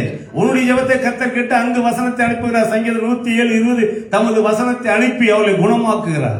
சங்கீதம் 41:3 படுக்கையில் கிடக்கிற வியாதி முழுவதும் கர்த்தர் மாற்றுகிறார். மரணத்துக்கு நேரம் இருக்கிறவனை கர்த்தர் நீதிக்கென்று மாற்றி அவனை ஜீவனை கொடுக்கிறார். ஏன் தெரியுமா? உன்னுடைய விசுவாசம். நீ விசுவாசத்துல விதைக்கிற பாத்தியா, அந்த வார்த்தை வசனத்தை விதைக்கிற பாத்தியா, அந்த வார்த்தை வசனத்தை நீ அவனுக்கு சொல்ற பாத்தியா, அது அங்க கிரியை செய்யும். சாதாரண அடிமை பெண்ணுங்க, யாரு சாதாரண அடிமை பெண், சின்ன பிள்ளை, பெரிய அதிபதியா இருக்கிற அதிகாரியா இருக்கிற நாகமானுக்கு அடிமையா வந்த அந்த பொண்ணு விசுவாசம் சொல்லுது, இங்க ஒரு தீர்க்கதரிசி இருக்கிறாரு, அவர்கிட்ட போனா உனக்கு சுகமாகும். பட தளபதி நாகமான், குஷ்டம், உடம்பெல்லாம் குஷ்டம். ஆனா அந்த சின்ன பொண்ணு சொல்ல ஆலோசனையை நாகமான் கேட்டு போனா அங்கு சுகத்தை பெற்றான். அந்த சின்ன பிள்ளைக்கு எப்படி விசுவாசம் வந்தது? அந்த பிள்ளை எப்படி தைரியமா சொல்லது? அது போல உனக்குள் விசுவாசம் இருந்தா நீ தைரியமா சொல்லுவ. ஆண்டவரை குறித்து சொல்ல வெக்கப்பட மாட்டோம். பக்கத்து வீட்டு, எதிர் வீடு, மேல் வீடு, கீழ் வீடு எல்லாம் நீ தான் பொறுப்பு, நீ தான் சாட்சி, நீ தான் அவங்களை ரட்சிப்புல நடத்தணும், நீ தான் இயேசுவை பத்தி சொல்லணும். ஆக நீ தைரியமாய் ஆண்டவரை பத்தி சொல்லு, விதை. ஆண்டவரே உம்முடைய வார்த்தை கொண்டு இந்த ஆத்மாவுக்கு நான் விதைக்கிறேன், அவள் மனம் திரும்பி ரட்சிக்கப்படுவது உம்முடைய கரத்தில் இருக்கிறது, விதைக்க வேண்டியது என்னுடைய கடமை, நான் விசுவாசத்தோடு விதைக்கிறேன் சொல்லுகிறேன். அப்படி சொல்லி நீ விதைச்சினா அது நிச்சயமாய் கர்த்தர் ஆசீர்வதிப்பார். அப்படித்தான் அநேக ஊழியக்காரருக்கு சொல்லி சொல்லி சொல்லி சொல்லி சொல்லி விசுவாசத்தை விதைச்சு இன்னைக்கு கர்த்தர் வல்லமையாய் கர்த்தர் பயன்படுத்தி வருகிறார். அநேக ஊழியர்களை, அநேக தேசங்களை கர்த்தர் பயன்படுத்தி வருகிறார். நமக்குள் இருக்கிற விசுவாசம், அதை விசுவாசத்திலே விதைக்கும் பொழுது அது அவர்களுக்கு பலன் கொடுக்கும், அது அவர்களை கிரியை செய்யும். இன்னைக்கு நீங்க விசுவாசத்தோடு விதைக்கும் பொழுது உடனுக்குடனே ஆசீர்வாதம். இன்னைக்கு ஆசீர்வாதம் வேணும்னு சொல்றோம், கைக்குங்க நல்லா தூக்கு. கர்த்தர் செய்வார், அப்படியே செய்வார். நீ விரும்புகிறபடி உனக்காக கடவுது. சங்கீதம் 20:4 அவர் உன் மன விருப்பத்தின்படி தந்துள்ளி உமது ஆலோசனை எல்லாம் அவர் நிறைவேற்றுகிற தேவன். விசுவாசத்திலே கர்த்தரை நோக்கி நீங்கள் கரத்தை உயர்த்தின உங்கள் கரம் ஆசீர்வதிக்கப்பட்ட கரம். கர்த்தருடைய வார்த்தையை கேட்ட காது ஆசீர்வதிக்கப்பட்டது. அது விசுவாசத்திலே கிரியிலே நடப்பிக்கிற உங்களை கொண்டு கர்த்தர் பெரிய காரியங்களை செய்கிற தேவன். ஆகிய தேவனுடைய பிள்ளைகளே, விசுவாசத்தோடு நாம் விதைக்க வேண்டும். முதல்ல விசுவாசம் நமக்குள்ளே விதைக்கப்பட வேண்டும். ஒன்று. இரண்டாவது, அந்த விசுவாச வார்த்தை அறிக்கை செய்ய வேண்டும். வாயினால் உதட்டினால் என்ன செய்ய வேண்டும்? விசுவாசத்தினால் சொல்ல வேண்டும். யாக்கோபு 1:5 ஒருவன் ஞானத்தில் குறைவுள்ளவனாய் இருந்தால் சம்பூர்ணமாய் கொடுக்கிறவரும் ஒருவரை கடிந்து கொள்ளாத தேவனிடத்தில் கேட்க கடவன். அவன் எவ்வளவாயிலும் சந்தேகப்படாமல் கேட்டால் கிடைக்கும். சந்தேகப்பட்டு கேட்டா 6ஆம் வசனம், கடலில் அலைக்கு ஒப்பாயிருப்பான்.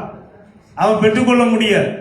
நான் பெற்றுக்கொள்ள வேண்டும் என்றால் நான் விசுவாசிக்கிறவர் இன்னார் என்று நான் அறிந்திருக்கிறேன். பவுல் சொல்றார், நான் விசுவாசிக்கிறவர் இன்னார் என்று அறிந்திருக்கிறேன். என்னை பலப்படுத்துகிற கிறிஸ்துவினாலே எல்லாவற்றையும் செய்ய பலன் உண்டு. அப்படி நீ விசுவாசத்தில் அறிக்கை செஞ்சு விசுவாசத்தை விதைச்சு பாரு, அதனுடைய ஆசீர்வாதம் நீ தாங்க முடியாது. ஆபிரகாம் அப்படித்தான் வாக்குத்தத்தம் பண்ணி அழைத்தார். 12ஆம் அதிகாரம், நான் காண்பிக்கும் தேசத்துக்கு போன்னு சொன்னார். புறப்பட்டு சென்றார். எந்த ஊர் எந்த இடம் தெரியாது. ஆனா விசுவாசத்திலே புறப்பட்டு சென்றான். ஆபிரகாம் விசுவாசித்தான், அது அவனுக்கு நீதியாக எண்ணப்பட்டது. ஆபிரகாம் விசுவாசத்தின் தந்தை எனப்பட்டார். ரட்சிக்கப்பட்ட நமக்கு விசுவாசிகள் என்று பெயர் படப்பட்டிருக்கு.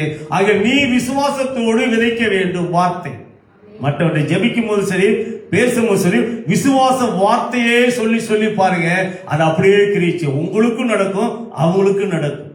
அல்லேலூயா சொல்லுமா. இரண்டாவது, ஜெபத்திலே விசுவாசமாய் கேட்க வேண்டும். பக்கத்துல பசங்க, நீ எவ்வளவு ஜெபம் பண்ணாலும், எவ்வளவு உபவாசம் போட்டாலும், எவ்வளவு காத்திருந்தாலும் அந்த ஜெபம் விசுவாசத்தின் ஜெபமாய் இருக்க வேண்டும். நான் கேட்கிறேன், கர்த்தர் கொடுப்பார் என்று விசுவாசிக்கிறேன், கேட்கிறதை அவர் தருகிற தேவன் என்று நான் அறிக்கை செய்கிறேன் சொல்லி விசுவாசத்தோடு ஜெபத்தில் எவைகளை கேட்பீர்களோ அவைகளை நீங்கள் பெற்றுக்கொண்டோம் என்று விசுவாசித்தால் அது அப்படியே உங்களுக்கு ஆகும். அல்லேலூயா. கர்த்தர் இந்த ஆண்டு இறுதிக்குள்ளே டிசம்பர் 31க்குள்ளே உங்க வாழ்க்கையில் ஒரு பெரிய அற்புதத்தை, அதிசயத்தை, ஆசீர்வாதத்தை கர்த்தர் வைத்திருக்கிறார். நீ எதிர்பார்த்திருக்கிற நன்மை உனக்கு வந்து கொண்டிருக்கிறது. அதை பெற்றுக் கொள்வதற்கு உனக்கு விசுவாசம் தேவை. ஏன் தாமதிக்குது, ஏன் தடை? அவிசுவாசம். அந்த அவிசுவாசத்தை மாற்றிவிட்டு நான் விசுவாசிக்கிற ஆண்டவரே, நான் கேட்டது எனக்கு கொடுக்கிற தேவன், என்னை உயர்த்துகிற தேவன், என் திருச்சபை பெருக பண்ணுகிற தேவன், ஆத்துமாக்களை கொடுக்கிற தேவன் சொல்லி நீ விசுவாசத்துல சொல்லி பாரு, இந்த இடம் கர்த்தர் ஃபுல்லா நிரப்பும். அல்லேலூயா சொல்லுங்க. 19க்கு பிறகு இப்பதான் பிரசங்கமே பண்றேன். 4 தடவை வந்திருக்கேன். 4 தடவை யாராவது ஒருத்தர் கூட கூப்பிட்டு தான் வந்திருக்கேன். அல்லேலூயா சொல்லுமா. ஒரு தடவை நானும் என் பையனும் போன வருஷம் வரணும், ஆனால் வர முடியல. ஆனால் கர்த்தர் மாற்றி தோராவை கூப்பிட்டு வந்தாரு. இந்த வருஷம் ஏஜி சாக்கோச்சியை கூப்பிட்டு வந்தார். அவங்க தான் பிரசங்கம் பண்ணார். இந்த புது சபையில இன்னைக்கு கர்த்தர் பிரசங்கம் பண்றதுக்கு கர்த்தர் வாய்ப்பு கொடுத்திருக்கிறார். கர்த்தருடைய வார்த்தை சொல்லிடுது, உங்கள் கண்கள் காணும், உங்கள் அதிசயத்தை கர்த்தர் காண செய்வார். உனக்கு வர வேண்டிய நன்மையை கர்த்தர் கொடுக்கிற தேவன். அவர் உனக்கு கொடுக்காம யாருக்கு கொடுக்க போறார்? உன் குடும்பத்துக்கு கொடுக்காம, உன் திருச்சபைக்கு கொடுக்காம, திருச்சபை போதருக்கு கொடுக்காம வேற யாருக்கு கர்த்தர் கொடுப்பார்? கேட்கிறவனுக்கு எல்லாத்தையும் கொடுப்பார். நீ கேட்கணும், நீ விசுவாசிக்கணும். முதல்ல விதைக்கணும் விசுவாச வார்த்தை. இரண்டாவது, ஜெபத்திலே விசுவாசத்தோடு கேட்க வேண்டும். மூன்றாவது, கொடுப்பதிலே விசுவாசத்தோடு கொடுக்க வேண்டும். பக்கத்துல பசங்க கொடுக்கறதுல, பக்கத்துல பாசல கொடுக்கறதுல விசுவாசத்தோடு கொடுக்கணும். அல்லேலூயா சொல்லுமா. நீ விசுவாசத்தோடு கொடுத்தனா அவர் எப்படி கொடுக்கிறாரா? லூக்கா 6ஆம் அதிகாரம் 38ஆம் வசனம் வாசிக்க வேண்டாம். கொடுங்கள், அப்பொழுது உங்களுக்கு கொடுக்கப்படும். அல்லேலூயா சொல்லுமா. விசுவாசத்தோடு நீங்கள் கொடுக்கும் பொழுது, விசுவாசத்தோடு நீங்கள் ஆண்டவருக்கு என்று கொடுக்கும் போது, கொடுங்கள். லூக்கா 6:38, கொடுங்கள் அப்பொழுது உங்களுக்கு கொடுக்கப்படும். எப்படி கொடுக்கப்படுமா? அமைக்கி குலுக்கி சரிந்து விழும்படி நன்றாய் அளந்து உங்கள் மணியிலே போடப்படும், கொடுக்கப்படும். கரங்களை தட்டி கர்த்தர் நாமத்தை பயப்படுது.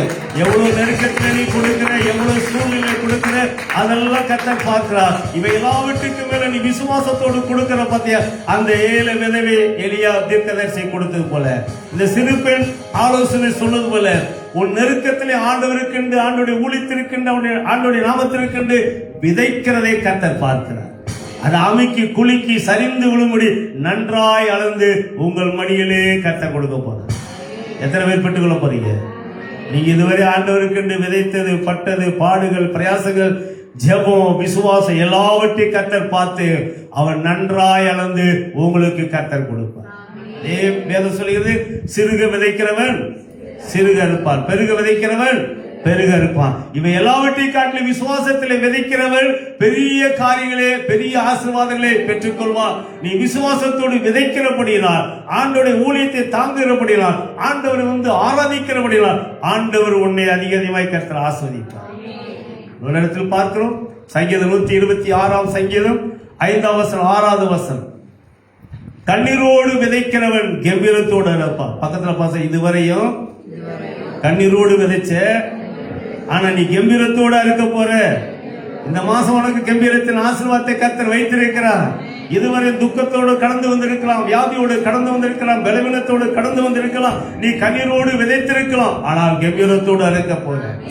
அடுத்த வசனம் சொல்கிறது, அள்ளி தூவும் விதையை அழுது கொண்டு சுமந்து போகிறான், ஆனாலும் தான் அறுத்த அரிகளே அவன் சுமந்து கொண்டு கம்பீரத்தோடு வருகிறார். இந்த இடத்தை விட்டு நீங்க போகும்போது கம்பீரத்தோடு போக போறீங்க.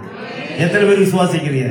உன்னுடைய நன்மை உன்னை பின்தொடரும். சங்கீதம் 23 சொல்லப்பட்ட நன்மையின் கிருபை உன்னை பின்தொடரும், உன் பிள்ளையை பின்தொடரும், உன் குடும்பத்தை பின்தொடரும். அற்பமாயிருந்த குப்பத்தொட்டியில் இருந்த எண்ணெய் எடுத்து ஆண்டவர் பயன்படுத்தி ஆசீர்வதித்து வருகிறார்கள். நீங்கள் ஆண்டவருக்கென்று படுகிற பாடுகள், பிரயாசங்கள், விசுவாசம், ஜெபம் ஒருபோதுமே போக.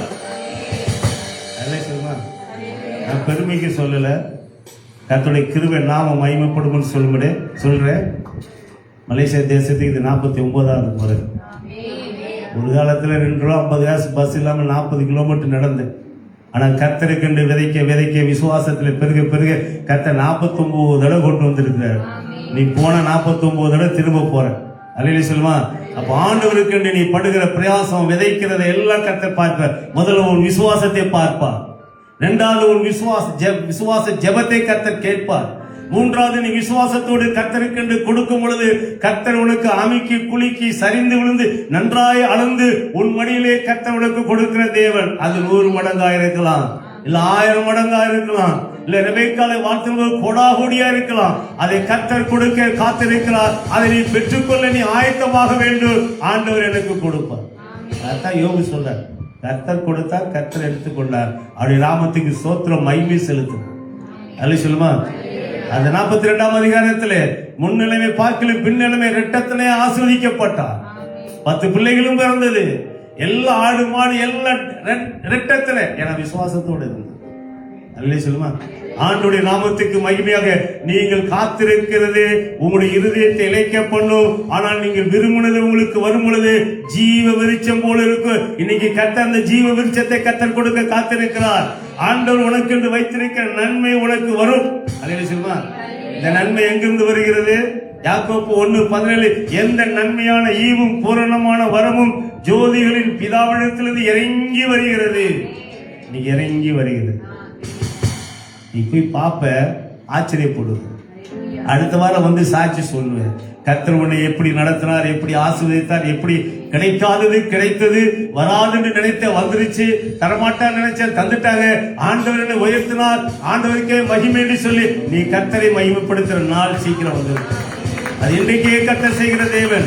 ரெட்டிப்பான நன்மை தருவார். அவர் இன்றைக்கே தருகிற தேவன். சகரியா 9:12 பிரகாரம் அவரிடத்தில் திரும்பணும். அவர் மேல விசுவாசம் வைக்கணும். அவரை நம்பி நாம் ஜெபிக்கணும். அவர் விசுவாசத்தில் கொடுக்கணும். இப்படி கொடுக்கும் பொழுது ஆண்டவர் நம்மை ஆசீர்வதிக்கிற தேவன். அல்லேலூயா சொல்லுமா. உபாகம் 28 சொல்லப்பட்ட வண்ணமா நீ போகும்போது வரும்பொழுது உன் கையிட்டு செய்கிற எல்லா வேலைகளையும் கர்த்தர் ஆசீர்வதிக்க வேண்டும் என்றார். 1ஆம் வசனம் 2ஆம் வசனம் சொல்லப்பட்டதை கற்பனைகளை கேட்டு அதற்கு உண்மையாய் செவி கொடுத்து கீழ்ப்படியும் பொழுது சொல்லப்பட்ட அத்தனை ஆசீர்வாதம் உனக்கு வந்து. நீ ஆசீர்வாதத்தை தேடி போக தேவையில்லை. ஆசீர்வதிக்கிற கர்த்தரை நோக்கி பார்த்தா போதும். அவர்கிட்ட நீ ஜெபம் பண்ணா போதும். அவர்கிட்ட கேட்டா போதும். அவர் கொடுக்கிற தேவன், தருகிற தேவன், உயர்த்துகிற தேவன், உன்னை பலப்படுத்துகிற தேவன், உன்னை விடுவிக்கிற தேவன். வார்த்தைக்கு செவி கொடுக்க வேண்டும். உண்மையாய் கீழ்ப்படிய வேண்டும். அப்பொழுது உன்னை வாழாக்காமல் தலையாக்குற தேவன், நீ கீழாகாமல் மேலாகிற தேவன். அப்படிப்பட்ட தேவனை தான் ஆராதிக்கிறோம். அல்லேலூயா சொல்லுமா. உலகத்தில் இருக்கிறவனை காட்டிலும் நமக்குள் இருக்கிற பெரியவர், சாதாரணவர் இல்ல, அவர் பெரியவர். வானத்தையும் பூமியும் படைத்த தேவன், தம்மையே தன் ஜீவனையே கொடுத்த தேவன், மற்றவர்களை கொடுக்காமல் இருப்பது எப்படி? ரோமர் 8:32 வாசிக்கிறோம் போல நமக்கா எல்லாவற்றையும் கொடுக்க காத்திருக்கிறார். உனக்காக கொடுக்க காத்திருக்கிறார். திருச்சபைக்கு கொடுக்க காத்திருக்கிறார். வர வேண்டிய நன்மையை கர்த்தர் உனக்கு வைத்திருக்கிறார். வர வேண்டிய ஆசீர்வாதங்களை கர்த்தர் உனக்கு என்று வைத்திருக்கிறார். பெற்றுக்கொள்ள வேண்டிய சுகத்தை கர்த்தர் உனக்கு வைத்திருக்கிறார். உன்னை உயர்த்துகிற நேரம் வந்து விட்டது. அது இன்றைக்கே ரட்சணிய நாள், இன்னைக்கே கிருபையின் நாள், இன்னைக்கே ஆண்டவர் உன்னை உயர்த்துகிற நேரம் வந்து விட்டது. அப்படிப்பட்ட தேவன் நம் மத்தியிலே அசைவாடிக் கொண்டிருக்கிறார், உங்களுக்குள்ளே இருந்து கொண்டிருக்கிறார். அல்லேலூயா, அல்லேலூயா சொல்லுமா, அல்லேலூயா, அல்லேலூயா. அப்ப விசுவாசத்தோடு விதைக்க வேண்டும், விசுவாசத்தோடு ஜெபிக்க வேண்டும், விசுவாசத்தோடு கொடுக்க வேண்டும். நான்காவது, கர்த்தரை ஆராதிக்கும் பொழுது நாம் விசுவாசத்தோடு கர்த்தரை ஆராதிக்கணும். அல்ல சொல்லுமா, அவங்க வரல, இவங்க வரல, பக்கத்துல இல்ல, அது இல்லை, அதை பார்க்க கூடாது. நான் வந்திருக்கிற ஆண்டவரை உண்மை ஆராதிக்க வந்திருக்கிறேன், உண்மை நோக்கி பார்க்க வந்திருக்கிறேன். உண்மை நோக்கி பார்த்தா என் முகம் பிரகாசம் அப்படின்னு எனக்கு தெரியும். நான் அவனை பார்த்தேன் இவனை பார்த்தேன்னா என் முகம் வெக்கப்பட்டு போகும் தெரியும். நான் உண்மை பார்க்க வந்திருக்கிறேன். சங்கீதம் 34 அவர்கள் அவரை நோக்கி பார்த்து அவர்கள் முகம் பிரகாசம் அடைந்தது, அவர்கள் முகம் வெக்கப்பட்டு போனதில்லை. நீ கர்த்தரை நோக்கி கர்த்தரை விசுவாசித்து ஆராதிக்கும் போது, பாடும் பொழுது, துதிக்கும் பொழுது, ஆண்டவரை நோக்கி பார்க்கும் பொழுது கர்த்தர் உன் முகத்தை பிரகாசிக்க பண்ணுவார். நீதியின் சூரியன் உன்மேல் உதிக்கும். உன்னை பார்க்கிறவர்கள் ஆச்சரியப்படுவார்கள். நேற்று வரை இப்படி இருந்தான், இன்னைக்கு பார்த்தா வித்தியாசமா தெரியும். அல்ல சொல்லுமா, பக்கத்துல பா சொல்லு, நேற்று வரையா எப்படி இருந்த, ஆனா ஆண்டவர் ஆராதிக்க வரும் பொழுது உன்னுடைய சுபாவம், உன்னுடைய முகம் எல்லாமே தோற்றம் மாறி இருக்கு. ஆமாப்பா சார், நீங்க அங்கிருந்து பேசுவீங்க, என் குடும்பத்துல என் வீட்டுக்குள்ள நடக்குது எனக்கு தான் தெரியுற மாதிரி அதெல்லாம் மாற்றுவார். அல்ல சொல்லுமா, நீ மாறினா மாறும், நீ மாறலைன்னா மாறாது. ஆக நீ மாறணும், மற்ற மாறும். அல்ல சொல்லுமா, நீ வீட்டுக்குள்ள போகும்போது கால் வைக்கும் போது, ஆண்டவரே வீட்டுல சந்தோஷம் தங்குறதுக்கு நன்றி, சமாதானம் தங்குறதுக்கு நன்றி, உடைய கிருபை தங்குறதுக்கு நன்றி, உடைய ஆசீர்வாதம் தங்குறதுக்கு நன்றி என்று சொல்லிட்டு உள்ள கால் வச்சுப்பாரு. சமாதானம் தங்கும், சுகம் தங்கும், ஆசீர்வாதம் தங்கும், கிருபை தங்கும். உன்னை பலப்படுத்துற தேவன் உன்னை பலப்படுத்தி அந்த பகுதியில் நீ எந்த இடத்துல வெக்கப்பட்டாயோ அந்த இடத்துல உன் முகம் பிரகாசம் அடைய செய்து கர்த்தர் உன்னை உயர்த்துகிற. நீ இன்னைக்கு பாப்ப, நாளைக்கு இல்ல, இன்னைக்கு. எத்தனை பேர் விசுவாசி? ஆமே சொன்ன. ஒரு சபைக்கு போயிருந்தேன், ஒரு சபையில ஒரு பிரசிக்கார் வந்திருந்தார். அவர் வாக்குத்தத்த ஆசீர்வாதம் சொன்ன உடனே எல்லாம் எதிர்த்து சிலர் சேர்மேல நிக்கிறாங்க. அல்ல சொல்லுமா, அந்த ஆசீர்வாத வாக்கு தத்தத்தை சொல்ல சொல்ல சொல்ல சொல்ல அவங்களுக்குள்ள என்ன வருதுன்னா, தன்னை அறியாமல ஒரு சந்தோஷம், மகிழ்ச்சி எல்லாம் வருது. வந்து எல்லாம் கையை தட்டி கழித்து ஒருத்தர் சின்ன எல்லாம் திப்பு திப்பு திப்பு எல்லாம் இருந்துச்சுன்னா, இன்னொரு ஊழியர் அடுத்த பிரசங்க அவர் வந்து பிரசங்கம் பண்ணார். பாவத்தை குறித்து கண்டித்து உணர்த்தும் போது எல்லாம் அப்படி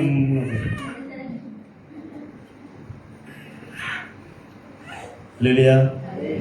ஆசீர்வாதத்தை சொன்னால் தானா அபிஷேகம் வருது. பாவத்தை குறித்து கண்டித்து உணர்த்தும் போது அமைதி.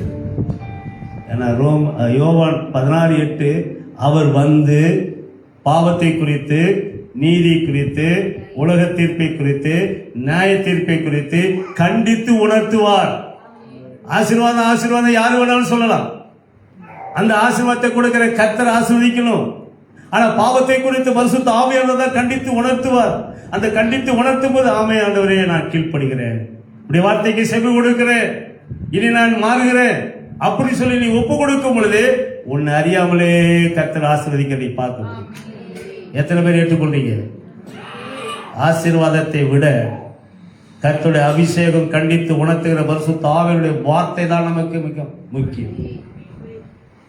அல்லேலூயா, அல்லேலூயா, சத்தத்தை காணோம். அல்லேலூயா, அல்லேலூயா.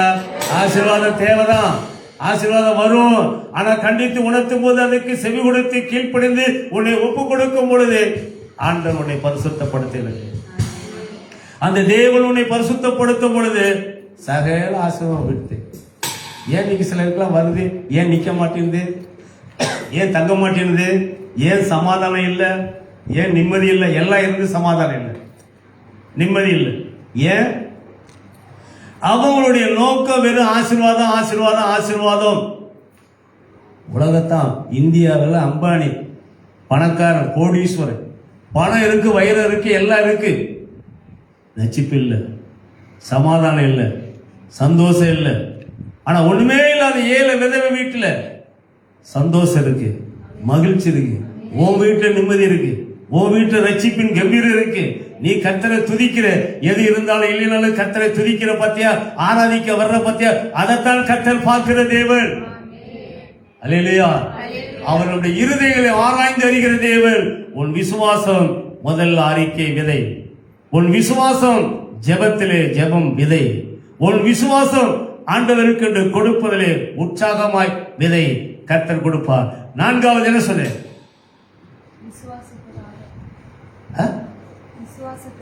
பாருங்க, பாப்பா மட்டும் கவனமா இருக்கு, எல்லாம் மறந்துட்டேன். 4 தான் சொன்னேன். விசுவாசத்துல ஆராதிக்க வரும், ஆண்டவரை கனப்படுத்த வரும், கர்த்தரை மகிமைப்படுத்த வரும். ஐயோ இந்த வாரம் வரலன்னா பாஸ்டர் அடுத்த வாரம் கேட்பாரு, பயந்துகிட்டு வரல, கர்த்தரை நான் ஆராதிக்க போகிறேன், கர்த்தருக்கு கர்த்தருடைய வீட்டுக்கு போகிற சங்கீதம் 122 சொல்லப்பட்ட கர்த்தருடைய ஆலயத்துக்கு போவோம் வாருங்கள் என்று சொல்லும் பொழுது என்ன இருக்கணுமா? மன மகிழ்ச்சியா இருக்கணும். இன்னைக்கு ஞாயிற்றுக்கிழமை எந்திரிக்கும் போது உனக்கு மன மகிழ்ச்சி வரும். இந்த நாள் கர்த்தரை ஆராதிக்கிறது, இந்த நாள் கர்த்தருடைய ஆலயத்துக்கு போற நாள், இந்த நாள் கம்பீரிக்கிற நாள், இந்த நாள் அவருக்கு துதி செலுத்தினார். 6 நாளும் துதிக்கிற, 6 நாளும் ஜெபிக்கிற, 6 நாள் ஆராதிக்கிற. அவ எல்லாவற்றையும் பார்க்கிறோம். கர்த்தருடைய ஆலயத்துக்கு வரும்பொழுது அதனுடைய ஆசீர்வாதம் மகிமை வேறு. அதான் தாவீது தெரிந்து கொண்டா, ஆகாவின் கூடாரில் வாசமாய் இருப்பதை பார்க்கிறோம், உம்முடைய ஆலயத்தின் வாசற்படியே தெரிந்து கொள்வேன். அவ்வளவு பெரிய ராஜா. ஆகாவின் கூடம் 1000 நாளை பார்க்கிறோம். உடைய பிரகாரம் செல்லும் ஒரு நாள் நல்லது. நீ தேவனுடைய ஆலயத்துக்கு வர அந்த ஒரு நாள் நல்லது. அவரை ஆராதிப்பது கர்த்தருக்கு பிரியம், அவர் ஆசீர்வதிப்பது அவருக்கு பிரியம். ஆண்டவர் உனக்குள் இருக்கிறார் என்பதை எங்கே தெரிந்து கொள்ள முடியும்னா, உன் விசுவாச வார்த்தை, உன் விசுவாச ஜெபம், உன் விசுவாசம் கொடுக்குது, உன் விசுவாசம் ஆராதிப்பதிலே. இந்த 4 காரியங்கள் உன் வாழ்க்கையில இன்றிலிருந்து கர்த்தர் பெருக பண்ணுகிற தேவன். எல்லா கண்களை தட்டி கர்த்தர் நாமத்தை மகிமைப்படுத்தும். ஆக தேவனுடைய பிள்ளைகளே, நீ ஆண்டவருக்கென்று இன்னும் எழும்பி பிரகாசிக்கிற. எல்லாம் இருக்கிற இடத்துல எழுதி நிற்போம், எல்லாம் எழுதி நில்லுங்க கர்த்தர் சமூகத்தில். ஆண்டவரே, விசுவாசத்திலே நான் இன்னும் பெருகணும், என் விசுவாசம் பெருகட்டும். ஆண்டவர் சீசலை பார்த்து சொன்னார், சாத்தான் தூற்றுக்கூடைய கையில் வாங்கி கொண்டான், உங்களை கோதுமை புடைப்பது போல புடைக்க உத்தரவு பெற்றுக் கொண்டான் என்று சீசலுக்கு அன்று சொல்லும் பொழுது சொல்லுகிறார். ஆனாலும் உங்கள் விசுவாசம் ஒளிந்து போகாதபடி உங்களுக்காக நான் வேண்டிக் கொள்கிறேன் சொன்னது போல, ஆண்டவரே என் விசுவாசம் குறையக்கூடாது, என் விசுவாசம் நாளுக்கு நாள் பெருகணும், நாளுக்கு நாள் வளரணும். கர்த்தர் சமூகத்தில் இன்னும் ஆராதிக்கணும், இன்னும் கர்த்தர் சமூகத்தில் ஜெபிக்கணும், இன்னும் கர்த்தர் சமூகத்தில் கொடுக்கணும்னு சொல்லி நீங்க இந்த 4 காரியங்கள் இருதயத்தில் யாரெல்லாம் நீ விசுவாசித்து இப்ப நீங்க ஜெபிக்கிறீங்களோ கர்த்தர் நாம மகிமைப்படுவதாக. ஆண்டவரே, இந்த 4 காரியங்களில் உங்களுடைய கரத்தில் ஒப்பு கொடுத்து என்னை அர்ப்பணிக்கிறேன்னு சொல்லுகிற மாத்திரம் சீக்கிரமா முன்னாடி வாங்க, உங்களுக்காக ஜெபிக்க போகிறேன். விசுவாசம் விதைக்கணும், விசுவாசத்தில் ஜெபிக்கணும், விசுவாசத்தில் கொடுக்கணும், விசுவாசத்தில் ஆராதிக்கணும். இந்த 4 காரியங்கள் இன்று முதல் நான் தொடர்ந்து செய்வேன் சொல்லுகிற மாத்திரம் முன்னதாக வாருங்கள், உங்களுக்காக ஜெபிக்க போகிறேன். ஓ நன்றி தகப்பனே. ஹல்லேலூயா, ஹல்லேலூயா, ஹல்லேலூயா, ஹல்லேலூயா, ஹல்லேலூயா. வருகிற முன்னாடி வாங்க. நன்றி தகப்பனே. விசுவாசத்தோடு கர்த்தாவே உம்முடைய வார்த்தை ஏற்றுக்கொண்டு இந்த 4 காரியங்களை இன்று முதல் நான் தொடர்ந்து செய்ய போகிறேன், இதுவரை செய்து இனி நான் செய்ய போகிறேன் என்று ஒப்பு கொடுத்து வருகிற பிள்ளைகளை உம்முடைய கரத்தில் ஒப்பு கொடுக்கிறப்பா. உம்முடைய வார்த்தையை கேட்ட ஜனம் வாக்கியம் உள்ளது. வெளிப்படத்தில் 1:3 இந்த தீர்க்க தரிசன புஸ்தகத்தில் எழுதியிருக்கிறதை வாசிக்கிறவனும் கேட்கிறவனும் கை கொள்ளுகிறவனும் பாக்கியவான். கொஞ்சம் முன்னாடி வாங்க, முன்னாடி வாங்க, கொஞ்சம் முன்னாடி. வாசிக்கிறவனும் கேட்கிறவனும் கை கொள்ளுகிறவனும் பாக்கியவான் என்று சொல்லப்பட்டவனுமாய் வாசித்தார்கள், இப்பொழுது கேட்டார்கள், இப்பொழுது கை கொள்கிறேன் என்று சொல்லி உடைய சமூகத்தில் வந்திருக்கிற ஒவ்வொரு பேர் மேலும் உடைய கிருபை இறங்குவதாக, உடைய ஆசீர்வாதம் இறங்குவதாக, உடைய நன்மை தங்குவதாக. பிள்ளைகளை இன்னும் எடுத்து கர்த்தர் பயன்படுத்த போறதுக்கு நன்றி. எல்லாவற்றிலும் கர்த்தர்களை கொண்டு கர்த்தர் பெரிய காரியங்களை செய்ய போறதுக்கு நன்றி. கிதியோனை பார்த்து சொன்னது போல், உனக்கு இருக்கிற இந்த பலத்தோடு போ, உன்னை அனுப்புகிற நான் அல்லவா என்று சொல்லி நீர் பலப்படுத்துகிற தேவன், நீர் விடுவிக்கிற தேவன், நீர் ஆசீர்வதிக்கிற தேவன், நீர் கனப்படுத்துகிற தேவன். இவனை கொண்டு கர்த்தர் பெரிய காரியம் செய்ய எல்லா கல்ல தேடி கர்த்தர் நாமத்தை மகிமைப்படுத்த நன்றி தகப்பனே, நன்றி நன்றி. இவர்கள் விசுவாசத்தில் வளருவதாக, விசுவாசத்தில் ஜெபிப்பார்கள். துதிப்பார்களாக, விசுவாசத்தில் கொடுப்பார்களாக, விசுவாசத்தில் ஆராதிப்பார்களாக. மகிமை காணட்டும், கிருபையை பெற்றுக் கொள்ளட்டும், வல்லமையை பெற்றுக் கொள்ளட்டும். இன்னும் புது கிருபை, புது பலன், புது அபிஷேகம் ஒவ்வொருவருமே இறங்குவதாக ஒப்பு கொடுக்கிறோம். இயேசுவின் நாமத்தில் ஜெபிக்கிறேன் பிதாவே. அப்படியே அமரும். கர்த்தர் உங்களை ஆசீர்வதிப்பார். அன்பு போதருடைய கருத்தில் வரும்.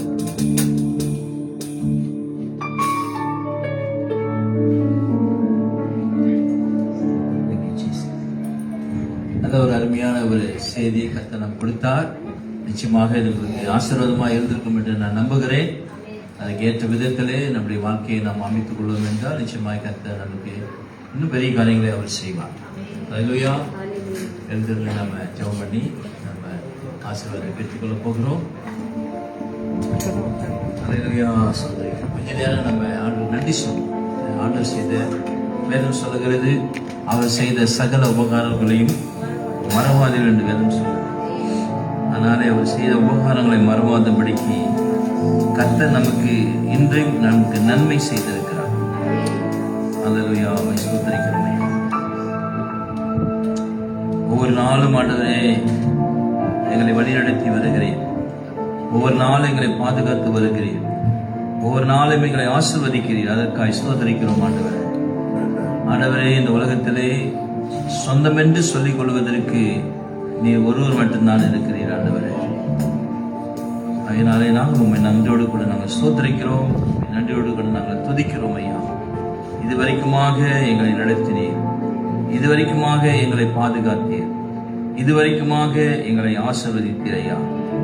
ஆண்டவரே, வனாந்தரமாக இருந்த எங்கள் வாழ்க்கையை வயல்வெளியாய் மாற்றினீர். அதுக்காக நாங்கள் உண்மை ஸ்தோத்திரிக்கிறோம் ஐயா. ஆண்டவரே, பாவிக்கு புகலிடமாக நீர் எங்கள் வாழ்க்கையை வந்தீர் ஐயா. அதுக்காக நாங்கள் உண்மை ஸ்தோத்திரிக்கிறோம் ஆண்டவரே. ஆண்டவரே, எங்களை நேசிக்கிற ஒரு ஆண்டவர் நீங்க மட்டும்தான் ஆண்டவரே. இந்த நாளிலே உம்முடைய விருப்பத்தை செய்ய, உம்முடைய சித்தத்தை செய்யக்கூடிய ஒரு பிள்ளைகளாக நாங்கள் வாழ எங்களுக்கு உதவி செய்வீராக என்று சொல்லி நாங்கள் செபிக்கிறோம் ஆண்டவரே. உம்முடைய கருத்தில் ஒப்பு கொடுக்கிறோம் ஐயா. மனித பலத்தினாலே ஓடுவது அல்ல ஆண்டவரே, உம்முடைய பலத்தினாலே போக எங்களுக்கு உதவி செய்வீராக. எங்கள் மேல் அன்பு வைத்து, எங்கள் மேல் அன்பு கூர்ந்து, எங்களுக்காக சிலுவிலே நீ பலியானீர் ஆண்டவரே. எங்களுக்காக இரத்தத்தை சிந்தி எங்களுடைய பாவங்கள் எல்லாம் கழுவி எங்களை குற்றமற்றவனாய் நிறுத்தினீரே. இதற்காக நாங்கள் ஸ்தோத்திரிக்கிறோம், நன்றி சொல்லுகிறோம் ஐயா. சொந்தம் என்று சொல்லிக் கொள்ள உம்மை விட யாரும் இல்லை, சொத்து என்று அள்ளிக்கொள்ள உம்மை விட ஏதும் இல்லை. சொந்தம் என்று சொல்லிக் கொள்ள உம்மை விட யாரும் இல்லை, சொத்து என்று அள்ளிக்கொள்ள உம்மை விட ஏதும் இல்லை. இயேசுவே, இயேசுவே, எல்லாம் இயேசுவே, இயேசுவே, இயேசுவே, எல்லாம் இயேசுவே. உம் தழும்புகளால் நான் சுகமானேன், உம் வார்த்தையினால் நான் பெலனானேன். உம் தழும்புகளால் நான் சுகமானேன், உம் வார்த்தையினால் நான் பெலனானேன், நான் பெலனானேன், நான் பெலனானேன். சொந்தம் என்று சொல்லிக் கொள்ள